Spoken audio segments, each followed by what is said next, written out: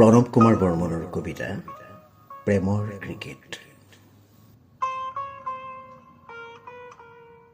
মই ভাল পোৱাৰ বলবোৰ তোমাৰ হৃদয়ৰ ষ্টাম্পলৈ দলিয়াই আছো।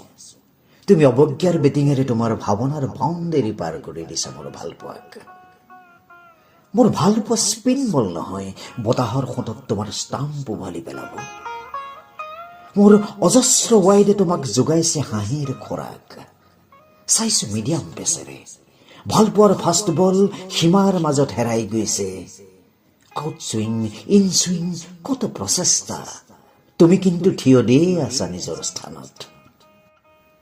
তুমি ক'ত শিকিছা বেটিঙৰ ইমান কৌশল?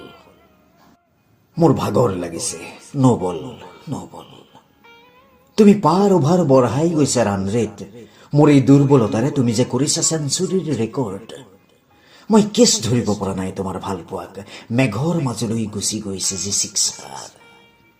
প্ৰেমৰ ব্যাকৰণ নজনা বাবে মোৰ প্ৰথম ইনিংছত ইমান দুৰ্ভাৱনা। মনত ৰাখিবা, লাহে লাহে মই শিকিবলৈ ধৰিছো বলিঙৰ নতুন আদব।